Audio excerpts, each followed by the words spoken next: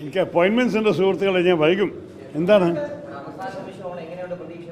പ്രതീക്ഷയൊക്കെ ഞാൻ കുറച്ച് ദിവസമായി പറയുന്നില്ല. ഇത് ഞങ്ങളുടെ വിജയം തന്നെയാണ് ഉറപ്പുമായിട്ട്, അതിനെക്കുറിച്ച് സംശയമില്ല. ജനങ്ങൾ എനിക്ക് 3 തവണ നൽകിയ വിശ്വാസം വീണ്ടും നൽകുമെന്ന് എല്ലാ ദിവസവും അതിന് തെളിവ് കണ്ടിട്ടുണ്ട്. അപ്പോൾ ഞങ്ങൾക്കൊരു സംശയമോ ഭയമോ ഒന്നുമില്ല.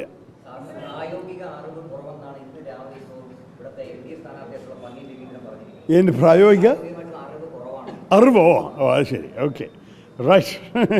അല്ല, പനിയം ചെയ്യുന്ന നല്ല ബഹുമാനമുണ്ട്. ആദ്യം എന്ത് വേണമെങ്കിലും പറഞ്ഞോട്ടെ, എനിക്ക് ഒരു ബുദ്ധിമുട്ടുമില്ല കേൾക്കാൻ. പക്ഷേ യാഥാർത്ഥ്യം ജനങ്ങൾക്കറിയുമല്ലോ. എനിക്ക് അതിനെക്കുറിച്ച് ഒരു ചിന്തയൊന്നുമില്ല. നോക്കൂ, നമ്മൾക്ക് ചിലവർ തോൽവി അവരുടെ മുഖത്തിൽ നേരിട്ട് നിൽക്കുമ്പോൾ വല്ലതൊക്കെ പറയാൻ തോന്നും. എനിക്ക് അതിനത് വിഷമം തോന്നാൻ ആവശ്യമില്ല.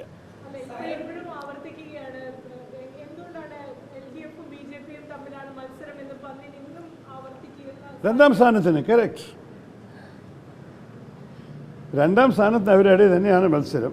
പക്ഷേ എല്ലാവരുടെയും കേൾക്കുന്നത് BJP തന്നെയാണ് മുന്നോട്ട് വന്നത്, വലിയ സംശയമില്ല അവർ രണ്ടാളുടെ ഇടയിൽ. പക്ഷേ 3 പേരെ നോക്കുമ്പോൾ ഞാനാണ് നല്ലോണം മുന്നോട്ട് വന്നത്. എല്ലാവരും ഞാൻ കേൾക്കുന്നൊരു കാര്യമാണ്. ഞങ്ങൾക്ക് എന്തായാലും ഒരു സംശയമില്ല. പക്ഷേ നാളെ ജനങ്ങൾ വന്ന് വോട്ട് ചെയ്യണം.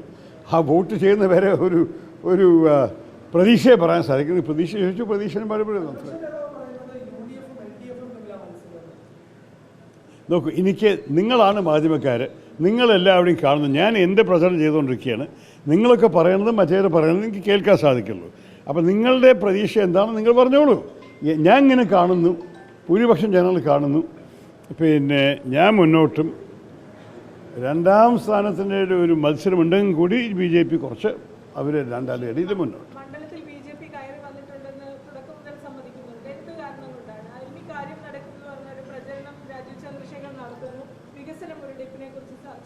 അല്ല, നോക്കൂ, എൻ്റെ പേര് പ്രഖ്യാപിക്കുന്നതിന് മുമ്പ് തന്നെ ഒരു 7-10 ദിവസം അദ്ദേഹം ആരംഭിച്ചിട്ടുണ്ടായിരുന്നു. അപ്പോൾ ഞങ്ങൾക്ക് കുറച്ചൊരു ക്യാച്ചപ്പ് ചെയ്യാനുണ്ടായിരുന്നെന്ന് മാത്രമേ ഉള്ളൂ.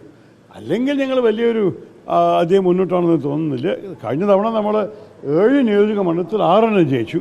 ഈ തവണ നമ്മുടെ ശ്രമം 7 എണ്ണം ജയിക്കാൻ തന്നെയാണ്.